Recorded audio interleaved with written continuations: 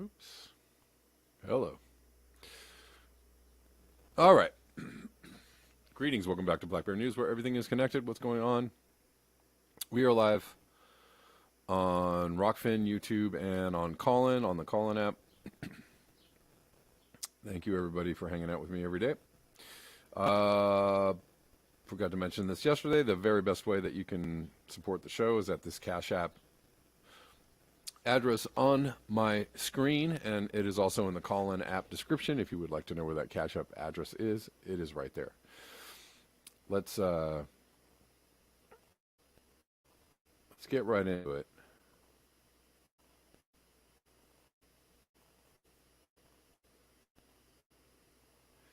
Let's get right into it, he says. All right, so we have more evidence of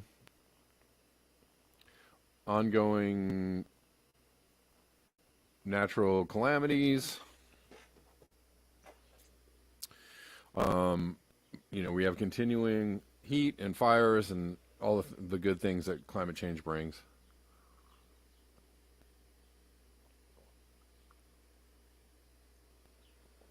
Excuse me. And this is from Reuters via Facebook, actually. Somebody posted this on Facebook. Wildfires burn coastal homes, forests in Greece as Europe's heat wave spreads east. And read this a little bit. Greek firefighters battled wildfires on the islands of Lesbos for a second day on Sunday, as well as new fires in western Peloponnese and in northern Greece, evacuating nearby settlements as the heat wave set in. A wildfire that started in mountainous forests on Lesbos in the Aegean Sea near Turkey on Saturday, burning properties at the beach resort of Vatera, was still raging, forcing the evacuation of two more villages, Verissa and Stavros. I wonder if George is still down in Greece. Hopefully not. I wonder if he's seeing any of this. George Sakraclides. Anybody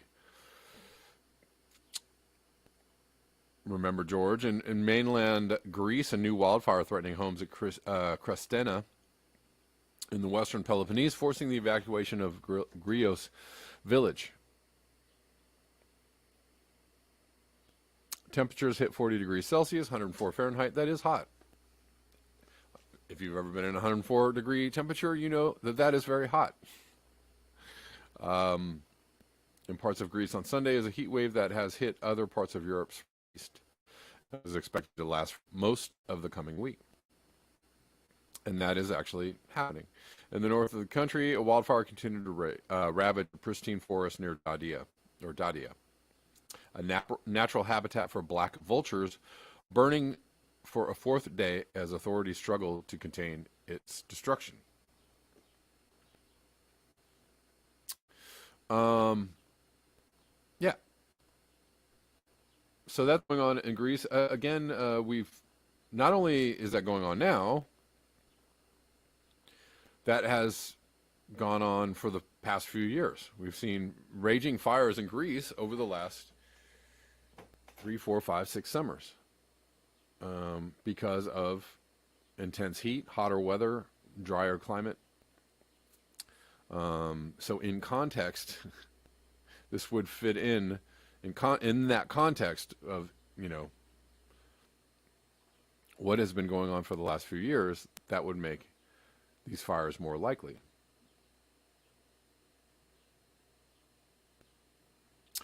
G. Demer says, hello from British Columbia. We are roasting at 35C today. Yeah, 35C for British Columbia is off the charts, insane. It is, let's check Portland today. Maybe I shouldn't use my phone, since I'm using my phone for calling. Sorry, calling people, if you got a big old speaker waffle.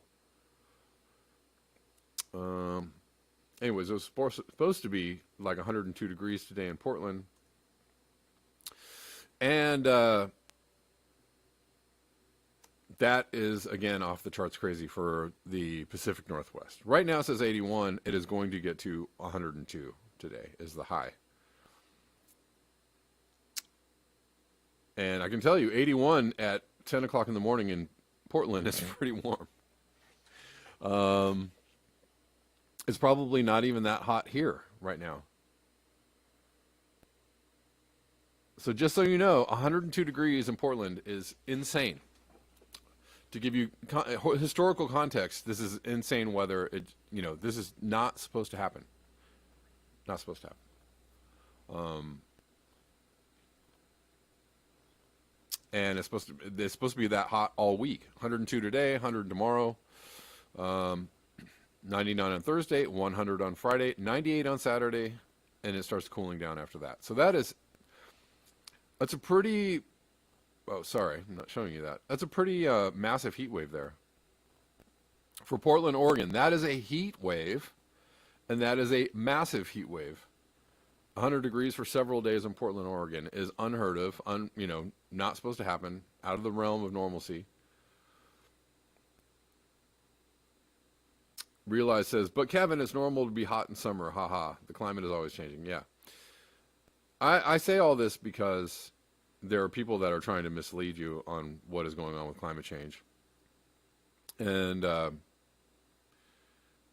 they don't have the correct context. They're cherry picking their data, and it's unfortunate that people are getting their news from people who would prefer to lie to them rather than give them real data or context for their data.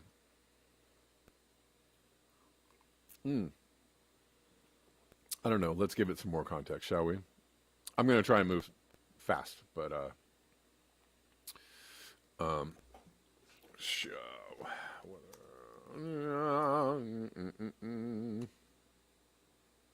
how quickly can I do this?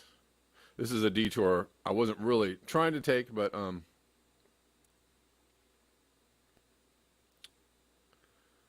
let's see. Where are we? That's where we are. That's what I want. Okay. All right. Let's go here.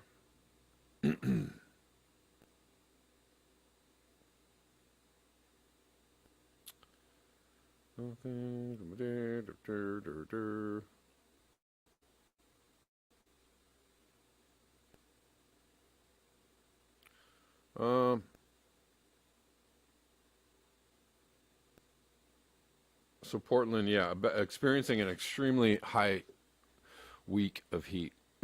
We're supposed to go till Sunday. And already having experienced extremely anomalous heat this summer. 94 a few weeks ago, 91. That's pretty incredible. Into last month, it was 99 and 96. Pretty incredible. I was just there actually in Portland, in the Portland area. We just missed the heat wave by a couple of days. And so it was like really nice. But let's see. Let's go historical.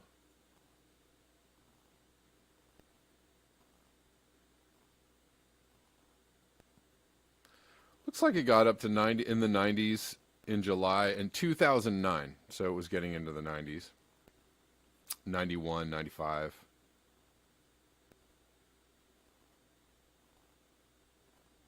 Not to the hundreds.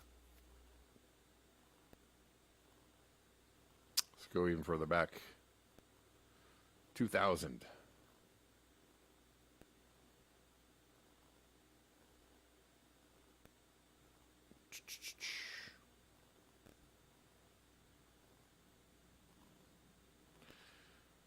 Got up to 91 in July in the year 2000 one day. But the rest of the days were 73, 61, 74, 84, all the way up to 86. So their heat wave in July 2000 was, their July temps were 82, 91, 85, 84. You know, toasty enough. That was about what it was in 2009. Let's go back for even farther, 1980. Let's see, 1980. What were the Portland data? Portland temps in 1980. We have one 100-degree day in July 1980. That's pretty hot. The entire rest of the summer was 80, 83, 71. So what it looks like is that as the years have gone on, I'm taking a little side trip here. As the years have gone, Portland more hot days. They have had some hot days during the summer, but they're getting hotter days and more frequency of those hot days, right? And so that is called climate change, right? When you have hotter days and more frequency of hot days.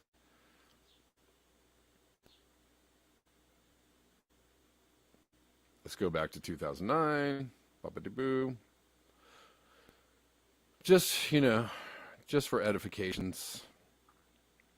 So in 2000, so from 1980 to 2009, in 2009, there were, several days at 90 degrees, 91, 91, 95, 92, 95, 91, 90. To today, this month, 91, 91, 91, 100, 100, couple of 100-degree days, a bunch of 90-degree days.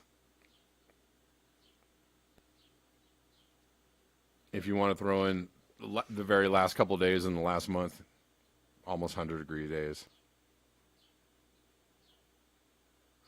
Pretty warm. Also, let's look at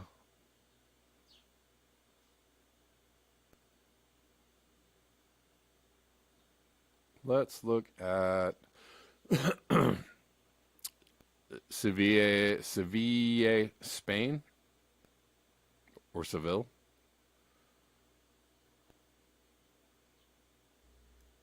Because they have had on. They're getting a record number of days in Seville, Spain, of high heat.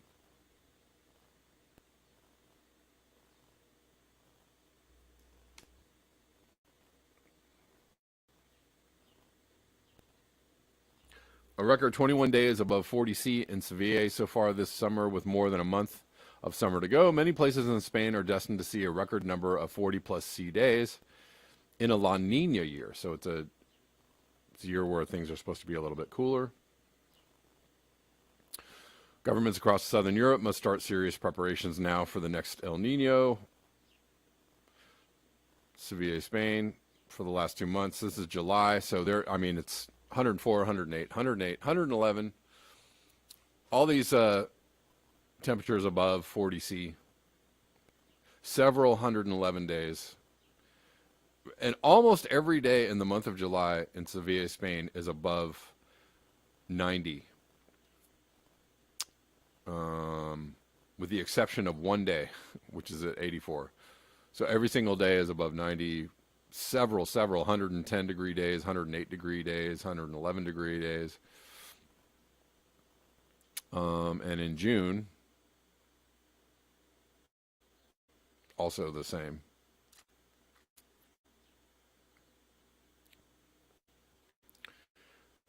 Very warm. A little bit cooler in June. But a lot of 102, 104, 106, 106.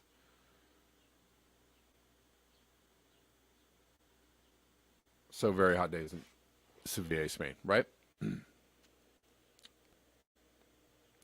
All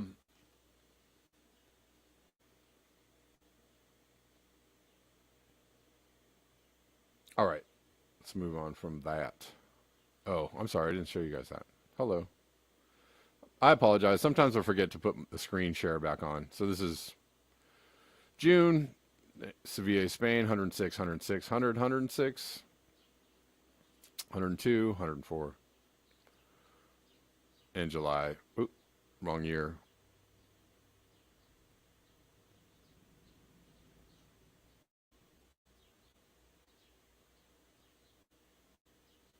$109, $111, $108, $108.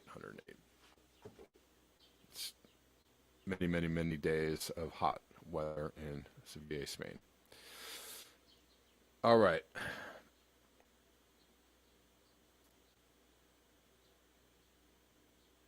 Supremo on YouTube says DW News just released a video saying that Germany will likely break their wildfire record this year. Valhalla says go to Adapt 2030 and all the other Ice Age channels and rib them a little on their Ice Age articles. Okay.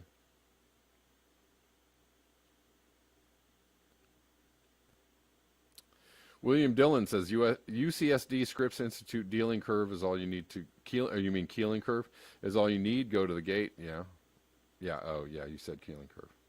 Kiro Hikes, what's up? He says freezing in the Bay Area. Okay, right on. Living on Bitcoin, yes, sir.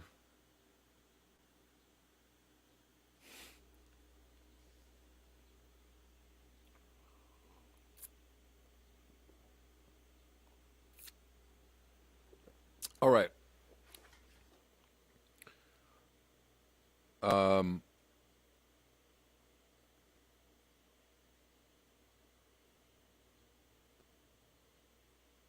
Yeah, I'd say if every day is like 110 degrees or 111 degrees for several days, and it's very dry, that's gonna increase your fire risk.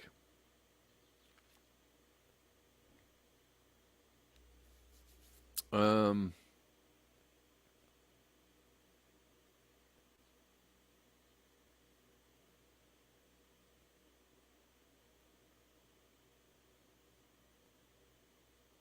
all right, where are we going next? I actually sidetracked myself. Why do I do that? All right. So, somebody sent me this on UV. We've been talking about UV and there is actually a lot of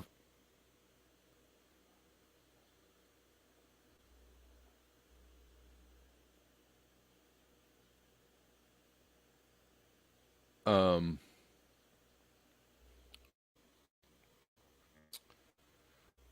okay. Sorry, lost my place. Um, Somebody sent me this on UV. We've been talking about UV and why it's so high, and the fact that the ozone layer is not fixed. So let's look at this. This is a study. Geophysical letters study. Geophysical research letters. Record-breaking increases in Arctic solar ultraviolet radiation caused by exceptionally large ozone depletion in 2020. There was I think in 2020, a large hole that opened up over the Arctic. But they're saying record-breaking increases in Arctic solar ultraviolet radiation. Key points: record-breaking low total ozone over the Arctic in March and April 2020 led to unprecedentedly large increases of UV radiation at Earth's surface. Relative increases in the noontime UV index exceeded 100% at several Arctic locations and surpassed historical means by more than six standard deviations. That's a lot of deviations. Despite large relative increases in UV radiation, absolute increases remain small because enhancements occurred at low solar elevations. Are you guys seeing this? You're not seeing this.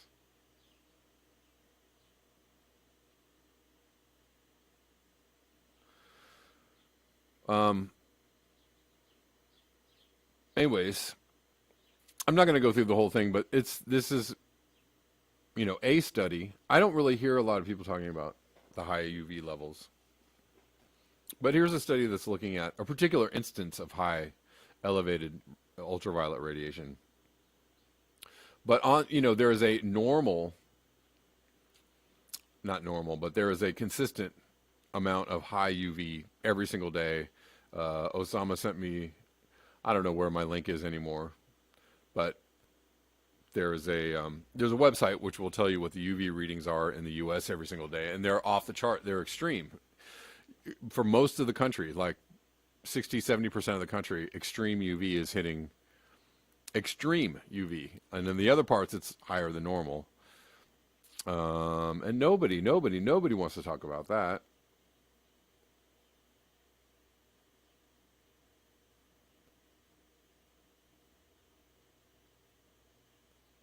Okay.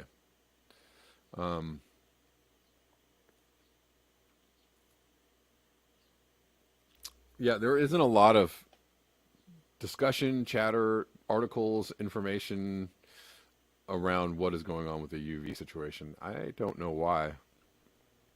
I imagine because if people understood that, they would be reasonably scared. All right, so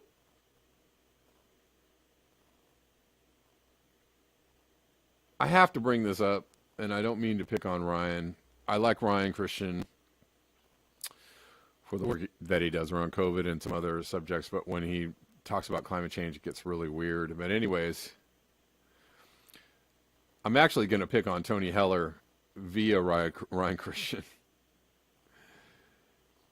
because he's trying to prove that, you know, climate change is not a thing or it's not happening or whatever. But then he linked to a Tony Heller video, which is, you know, Tony Heller, I don't know who Tony Heller is, but for one thing, you need more than a person on YouTube to debunk an entire, you know, something that's happening.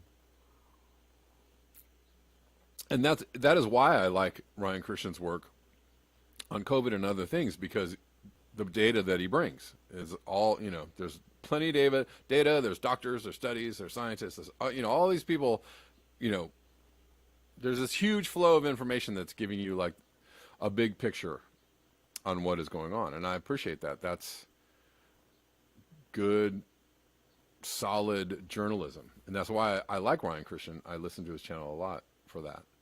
But then when he gets to climate change, it just, I don't know. I don't know why.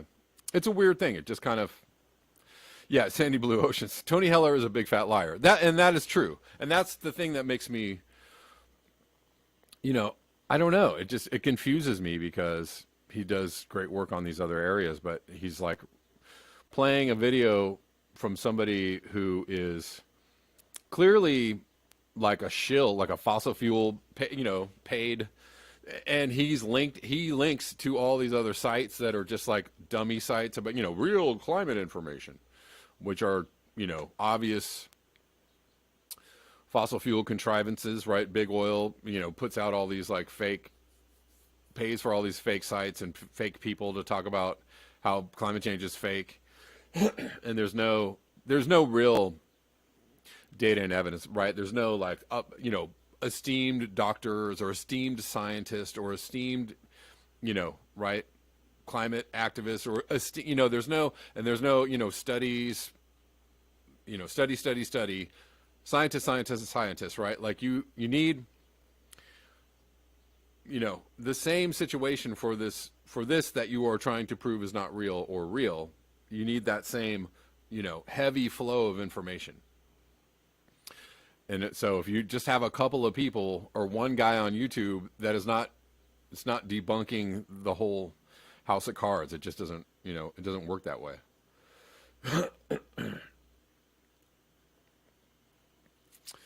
So let's listen to this from Tony Heller, and I'm going to go through the points at which things kind of go off the rail.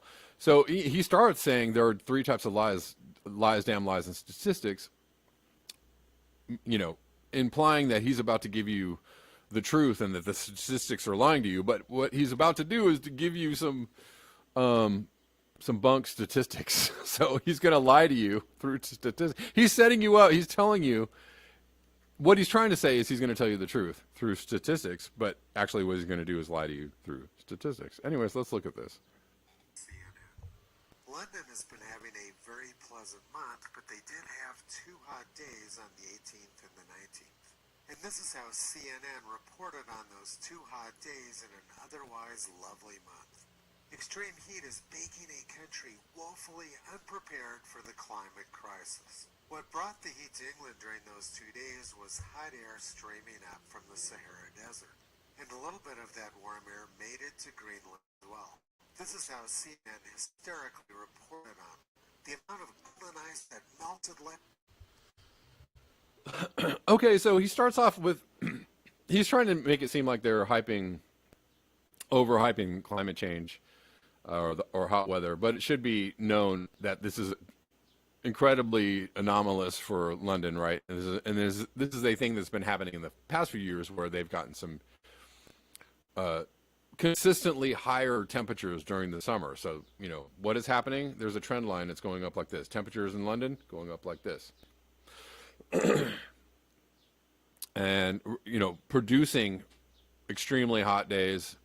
Yeah, most of the time it's very mild and pleasant and lovely in England. Yes, that's absolutely true. But 100 degrees is a little off the map. But then he kind of shifts over into Greenland really quickly, and this is where it gets weird. last weekend could cover West Virginia in a foot of water. The amount of ice that melted in Greenland between July 15 and 17 alone, 6 billion tons of water per day, would be enough to fill 7.2 million Olympic-sized swimming pools. The northern melt this past week is not normal, said Ted Scambos, a senior research scientist at the National Snow and Ice Data Center. Now let's look at the actual data to see what's going on. This graph... Okay, now I have to stop right here. Because he's showing you a graph from a place called polarportal.org. Okay, so first of all, he's going to show you some graphs. And I don't know where these graphs are from, and maybe these graphs exist somewhere. I tried to look for them. But anybody watching this is most likely not going to even, right? They're going to go, oh, wow, he's showing me some graphs. That must be official. They don't even question the graphs or where they come from, right? So they're not, they're just going to take this information and go, yep, I knew it. Climate change is fake. Without any, and I'm sure Ryan Christian did this too. He's in the graph, if you can see, it says in the corner, polarportal.org. Polarportal.org. Okay. Hold on one second. This is what you find when you go to polarportal.org.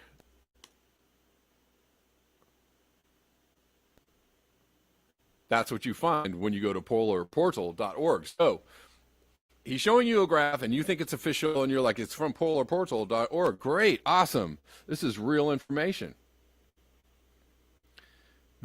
So if you actually did want to research this and you went to Polar Portal, you wouldn't find this. You go, oh, I guess the website's down. So first of all, yeah, I know, Potholer 45 always kicks that dumbass's ass. Yes, Tony Heller is a shill and a goofball, and he's actually a liar. He's a paid liar because if you're showing that you're getting your information from a particular website and you go to that website not found, well, that's the end of your search, right?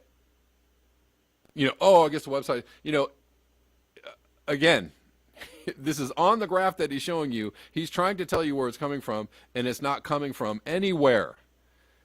So first of all, point number one, liar. Okay, so Ryan Christian is showing you something from a guy who's misdirecting you about his information in his graph. So good work, investigative journalism there, Ryan.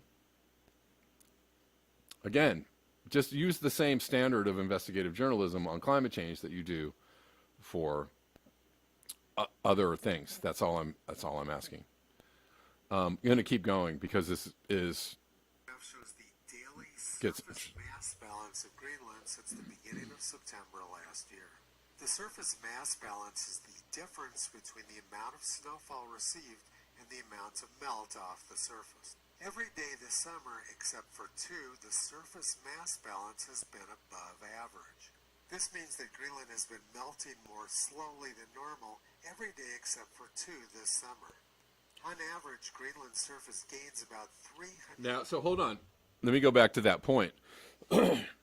I don't specifically about Greenland mass balance. I don't know. There is more Arctic ice volume this year, and he's actually showing you a little bit in this graph. Maybe the mass balance is up a little bit this year. Let's see. I don't know about this graph. I don't know where it comes from because it doesn't come from polarportal.org. So there's I guess this is above average. This is what he's saying is above average, but I don't know. Let's assume this comes from somewhere real. He's telling you that 4 out of the last 6 years that the mass balance has been above normal, according to this graph, and that we're about where we were 2021. But if you get, looking at this graph too from an overall standpoint, I'm not even validating this graph. You can't because it's not at polarportal.org. But you can see that it's 2017, 2018, 19, 21, 20. You can see that actually the ice is diminishing. Whether that's a real mean line in the middle or not, I don't know. I can't tell because I can't find it.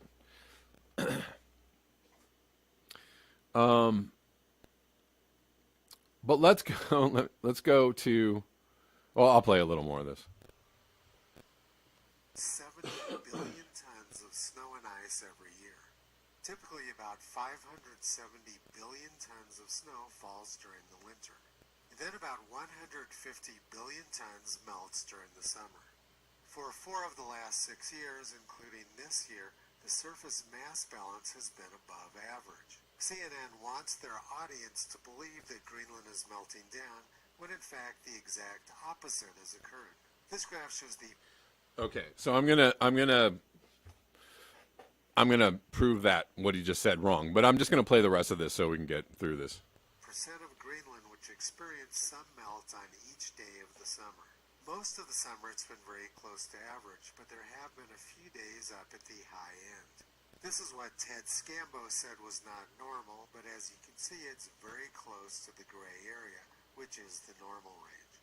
Just like the short-lived heat wave in England, these few days of warm weather in Greenland have nothing to do with climate. It was a specific weather event. Temperatures in the center of the Greenland ice sheet have been well below the freezing mark for this entire summer. And the temperature forecast for Greenland through the first week of August is quite cold. CNN is doing Okay, so I didn't even bother with that because he's trying to pick out maybe the forecast is for colder weather in Greenland. I don't know.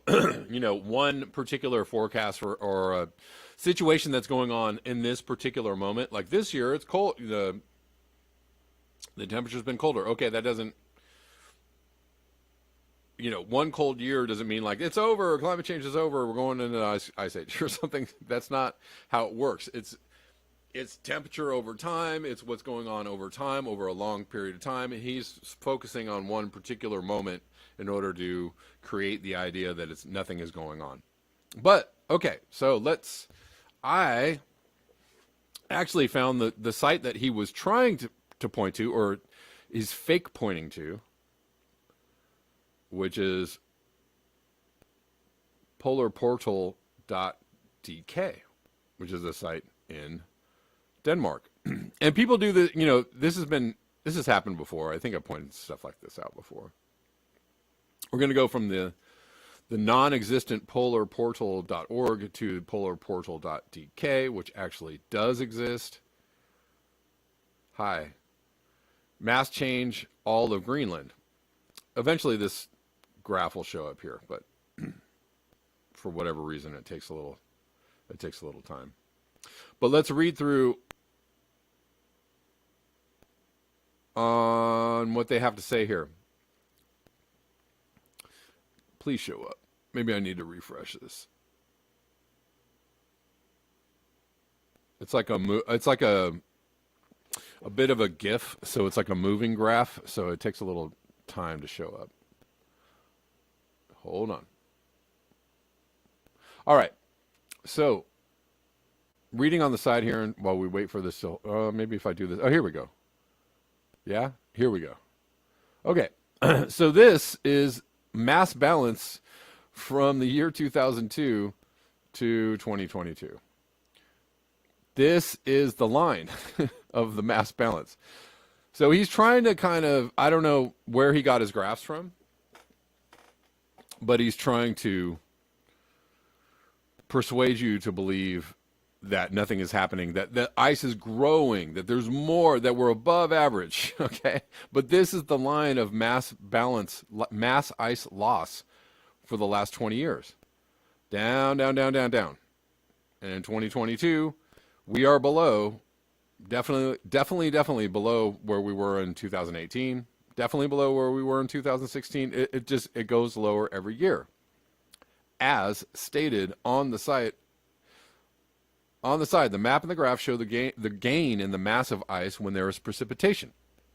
How much of this mass is lost when snow and ice melt and when icebergs break off from the ice sheet's major outlet glaciers. The difference in these mass changes over a glaciological year is called total mass balance of the Greenland ice sheet. The map shows the latest changes in mass derived from data from GRACE and GRACE-FO satellites. Anyways, the graph illustrates the month-by-month development and changes of mass measured in gigatons. The left axis on the graph shows how the ice mass loss corresponds to sea level rise contribution. 100 gigatons corresponds to 0.28 millimeters global sea level rise. The sea level is rising. Okay, we know that. We know that from not just data, we know that from observation. So another thing, at the end of this particular video, Ryan shows a clip of Alan Savory saying like, well, you can't just look at studies and you can't just look at peer reviewed, and you have to go out and observe. Yeah. Okay. So this is where I'm getting my information, not just from multiple points of data, not just from one website, not just from one YouTuber, not just from one place. There's data, there's, studies, right? Over time, comparing data over time, what's happening over time. And there's also the observation in the natural world that the sea level is rising, right? Roads are washed out.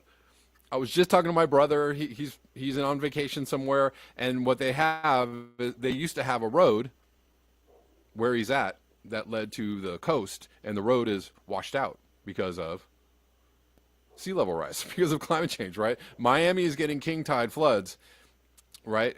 Which means there's no storm, there's no hurricane. It's just the tide is so high, it floods Miami. That happens all the time now. That's called rising sea level. Hawaii, same thing. I just showed you something. That's called observation. So don't tell people how to do science when you're not doing science. Don't do that. Don't confuse people. Don't scramble people's brains. Okay? Don't do that. Anyways, going hard on this because I really don't like when people misinform people under the guise of telling them the truth. I find that to be not a nice thing to do. Going on, I'm going to keep reading this. This data shows that most of the loss of ice occurs along the edge of the ice sheet, where independent observations also indicate that the ice is thinning, that the glacier fronts are retreating in fjords and on land. Again, there's multiple videos and pictures and other data, observational data of this going on. Calving, the ice retreating, it's, on top of the data from satellites, right? You can put these together and create a picture, like a three-dimensional picture. High on the central region of this ice sheet, however, the GRACE satellites show that there is a small increase in the mass of ice, right, high on the central region in a certain particular part of this. So maybe this is what Tony was trying to show you, was like a particular region of ice, the mass balance in a certain part of Greenland, which is, you could do that, right? You could get that graph from the central part of one particular part of Greenland where the mass balance is growing and go, see, the mass balance is growing. But overall, let's go to the 3D picture of this. I'm going to keep reading. There's a small increase in the mass of ice. Other measurements suggest this is due to a small increase in the precipitation of snowfall. All changes are given relative to April 2002. Based on this data, it can be seen that during the period 2003 to 2011, the Greenland ice sheet has lost 234 square kilometers of water per year, corresponding to an annual contribution to the mean increase in sea level of 0.65 millimeters. Right, so let's see if we'll read some more, maybe.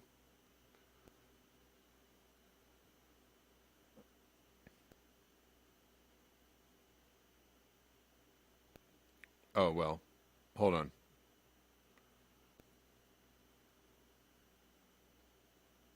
So there's some, there's gaps in some of the satellite data. I mean, they basically say, look, you can't, we're trying to give you all the information that we can, but this looks like satellite observation up to 2022, and this looks like where the mass balance changes.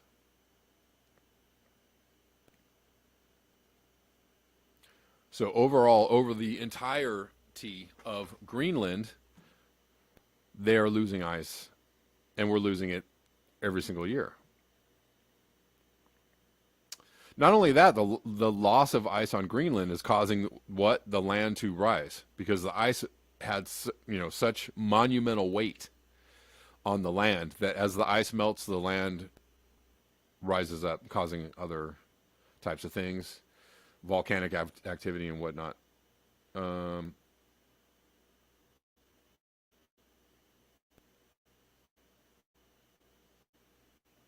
Yeah, and we're going to go to the Antarctic. Bella,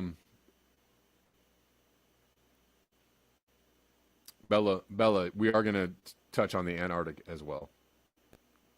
So let me play you one more thing that Tony Heller says that is just hilarious. I got to play this for you. Everything they can to misinform the readers and create the wrong impression. They want the readers to believe that Greenland is melting down and it's caused by the burning of fossil fuels. But the reality is that the surface mass balance of Greenland this year is far above average, and it has been for 4 of the last 6 years. CNN is determined to demonize low-cost, reliable energy in the... Did you hear that? CNN is determined to demonize low-cost, reliable energy from Exxon. Low-cost, reliable energy from the people at Chevron. If that didn't sound like a fossil fuel pitch to me, I don't know. It's just weird to me. It's weird to me that you can see that, big pharma, big, corporate malfeasance is, hurting people over here, but then but big oil, cheap, reliable energy as an oil. Well, we got plenty of that, and there's nothing wrong with burning it. Okay.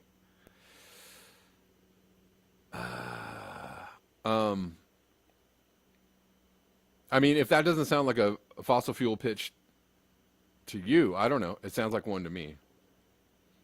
Anyways, then he directs you to this website, realclimatescience.com, which is basically trying to tell you that climate change is fake and none of it is true, blah, blah, blah. Probably funded by BP, Shell, somebody, right? Because, look, they're trying to play both sides. Right, I'm sure all the corporations are trying to play. So even the fossil fuel companies, the big oil is trying to play both sides of telling you that climate change is real and we're trying to do something about it, while telling you, funding other people to tell you climate change, it's a debate and we have plenty of oil and it's cheap, reliable energy, and don't you believe these climate changers? Right, what that's creating is just a massive confusion in people's minds. They don't care about saving the climate because it hurts their bottom line. Right? It would actually destroy them as a company if countries were actually to say that's it, we're not doing it anymore.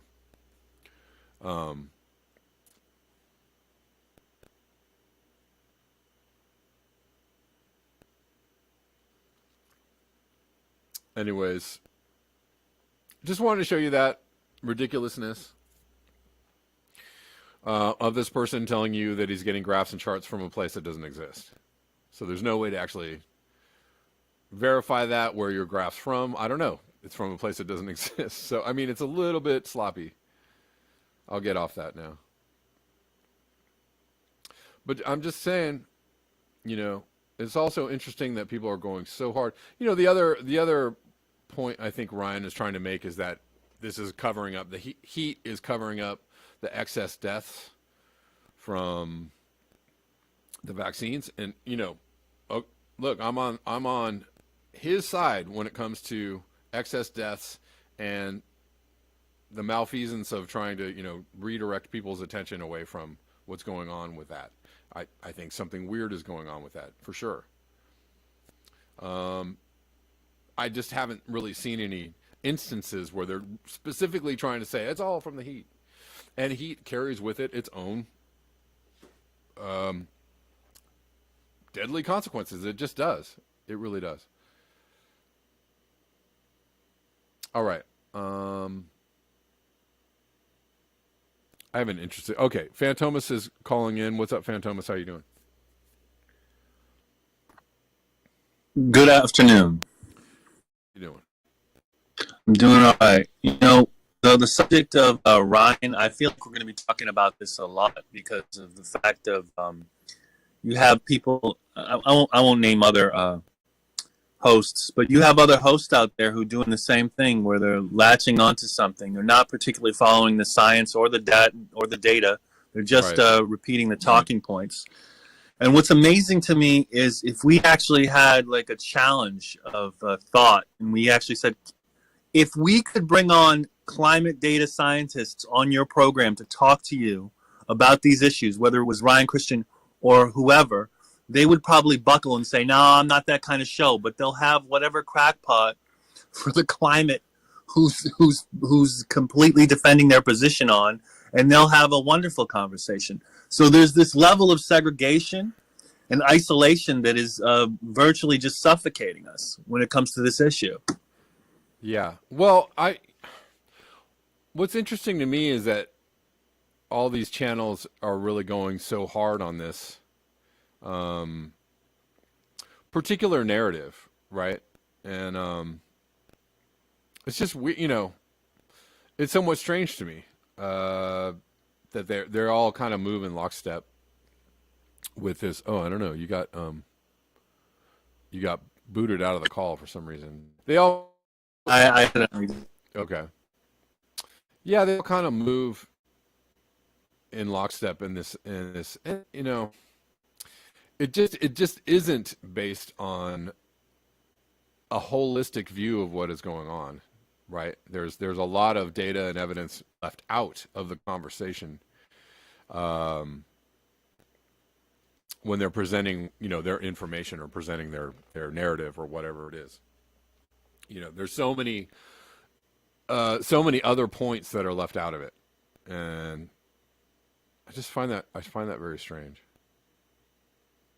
Well, I think this has to do with the fact that once you latch onto a position like this, and once you've sold your audience on this is like the Alex Jones syndrome.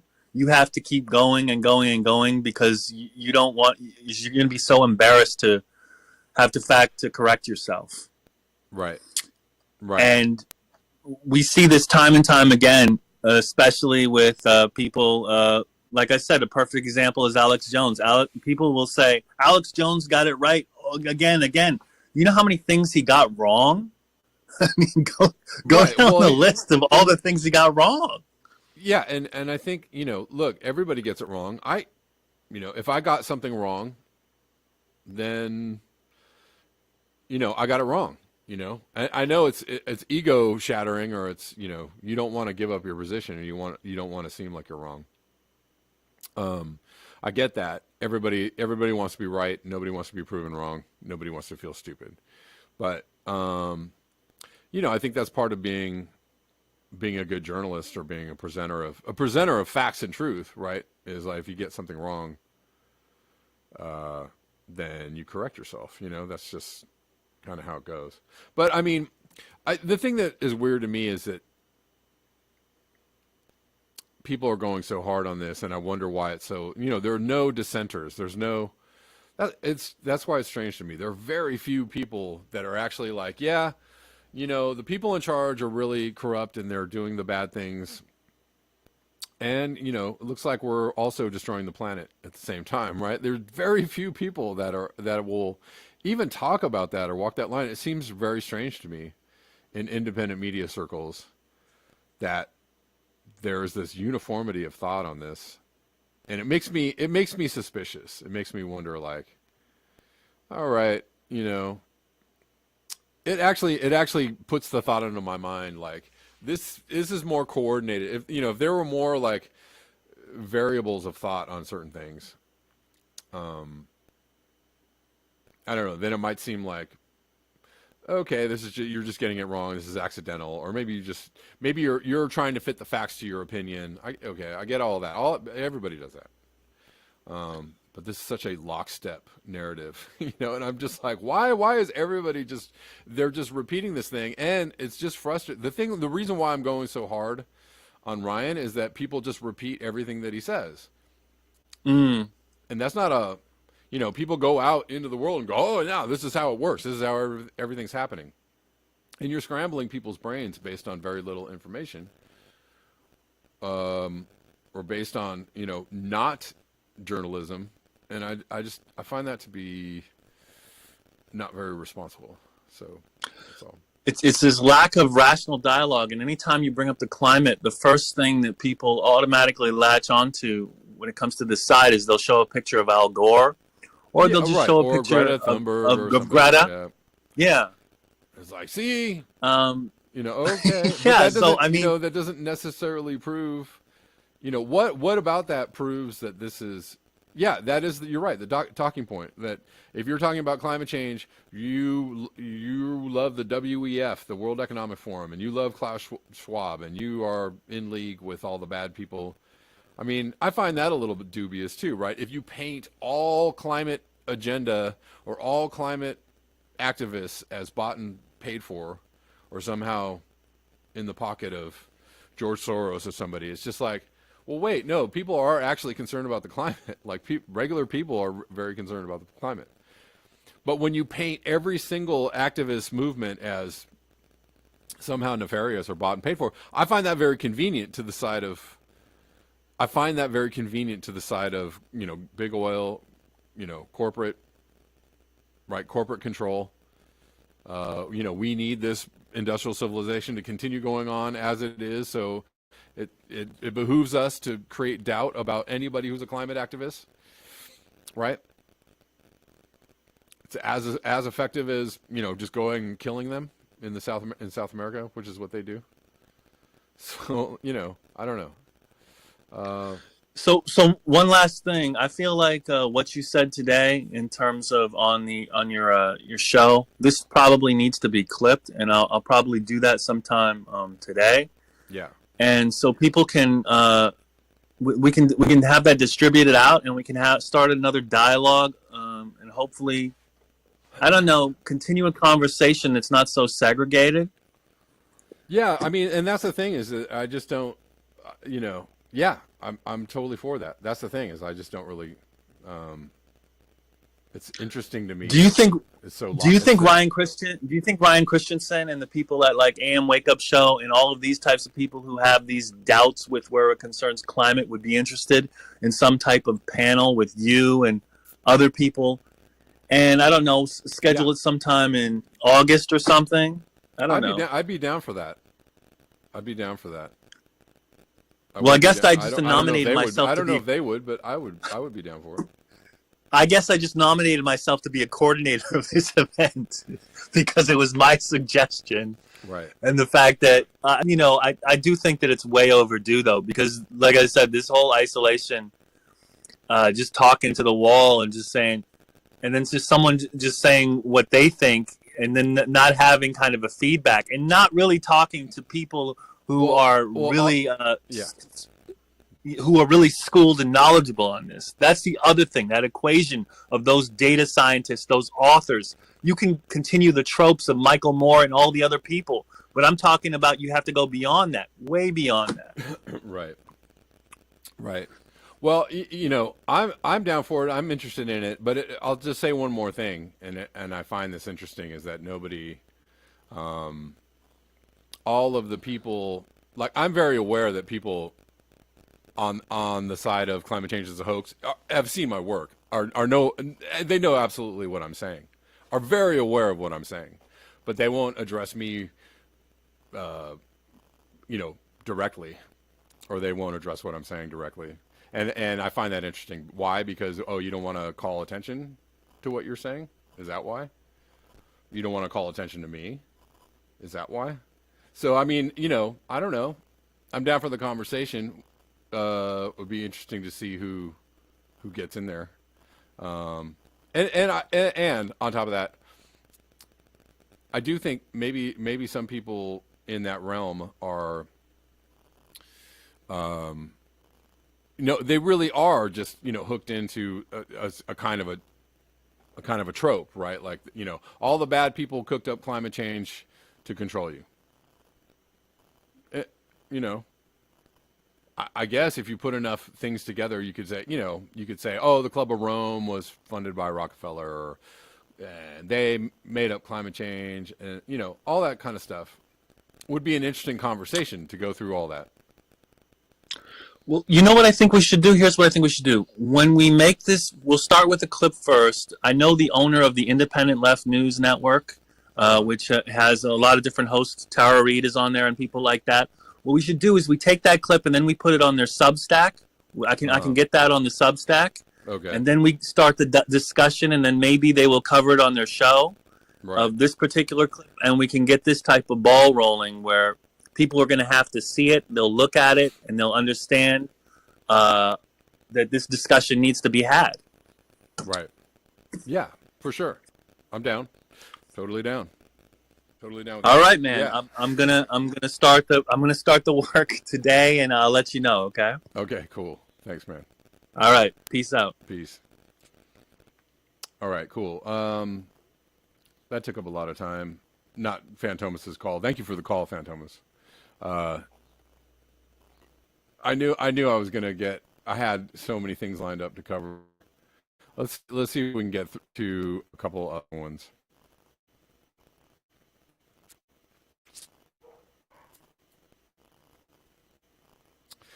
Let's see.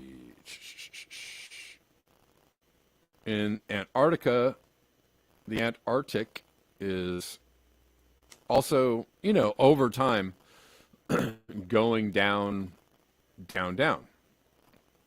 Right? And so I think this is where it's easy to kind of obfuscate climate data because, some years it goes up, some years it goes down. One particular year might look like higher than others, right? This year, sea ice volume in the Arctic is a little bit up. So, that's it. It's not, volume has gone up this year. We'll point to 1 year and debunk all climate change based on 1 year's data. That's just not kind of how it works. Because if you look at all the years and you look at the trend line of what is happening with Arctic ice, you can obviously see that it's going down. If you look at the trend line with our Antarctic sea ice extent, you can obviously see that it's going down. Right? This is a very clear indication that Arctic sea ice is going down. Antarctic, excuse me. Over time, right? Some years it'll go up, some years it'll go down, but over a period of time, it goes down. I don't like that they grayed out all these years.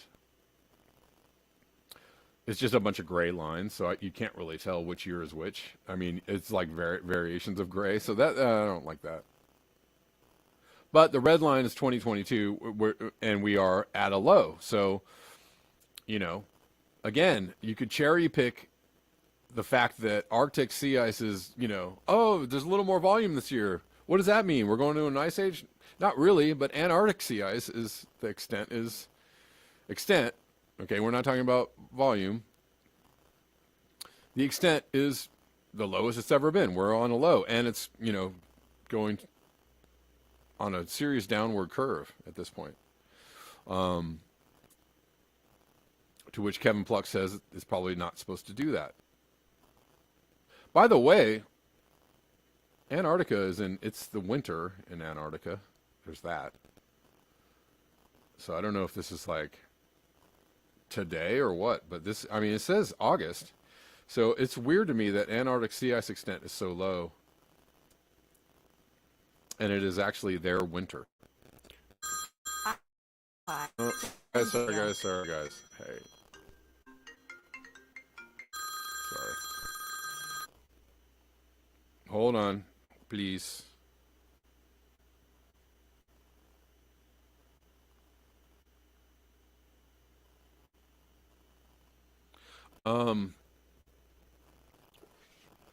Anyways, that is not supposed to do that. I mean, it is the winter in the Antarctic, so I don't know why.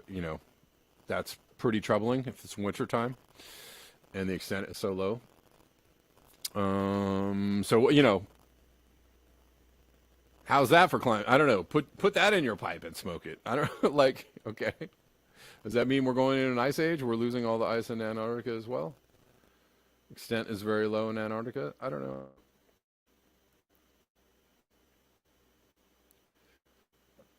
Are you taking in all the data points? What's going on?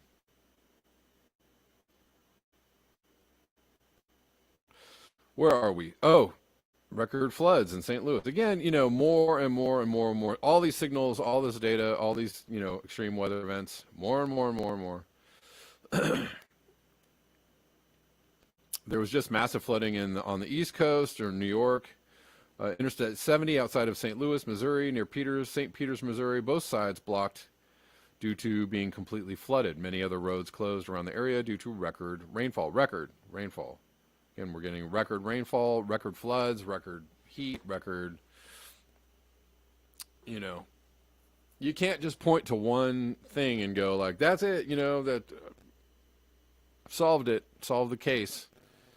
When you're not taking in all of the data from everywhere and observational data. This is observational data.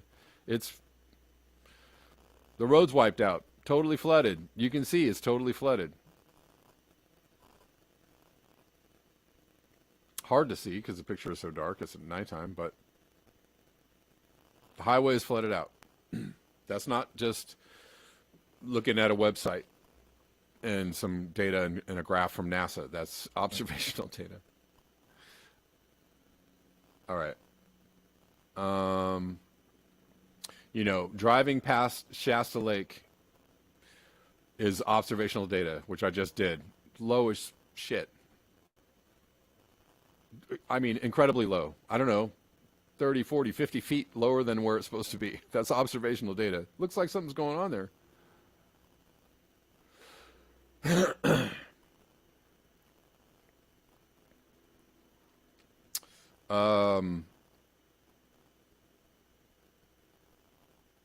Anyways, a couple more things to cover before I get out of here.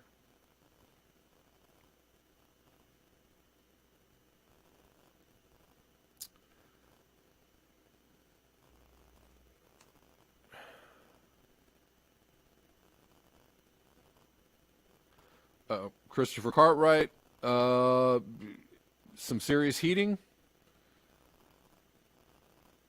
going on in the Pacific Ocean. What is happening in the Pacific is mind-blowing. I don't know why he's Christopher is going hard on Ukraine, but whatever. We are about to see unprecedented events. He says give it 6 weeks. Great Barrier Reef should be gone this summer. Well, I don't know. I don't know about those kind of predictions, but I mean, look at these areas of anomaly, sea surface temperature anomaly, right? There's a lot of very hot water going on. Again, another data point. Did you guys see that? I'm sorry. I always do that. Here we go. Y'all can see that now. So huge blobs of water, hot, overheated water, temperature anomalies, hotter than should be, going on everywhere. Look at the Northeast. Look at all along China, Japan, Northern Pacific, all along Australia. I mean, that doesn't mean good things for the barrier reef, right? You have exceptionally hot water near Australia. Look it up in the Arctic. Look how hot it is above Russia. Look how hot that water is. Pretty insane. What do the numbers on the map mean? I don't know. I think he's just showing different spots. 1, 2, 3, 4, 5, 6, 7, 8, 9, 10, 11. So there, I guess there's 11 areas of a temperature anomaly. I think that's what it means.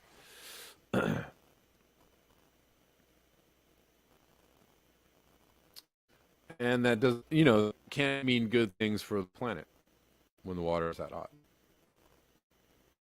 Or the fish, the ocean, the plankton, the planet, the everything.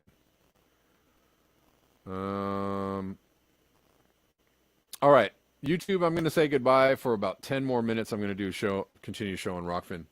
But thank you all for hanging out with me on YouTube. Friends and neighbors, if you want to watch the last couple of minutes, I'll be on Rockfin. See you all tomorrow.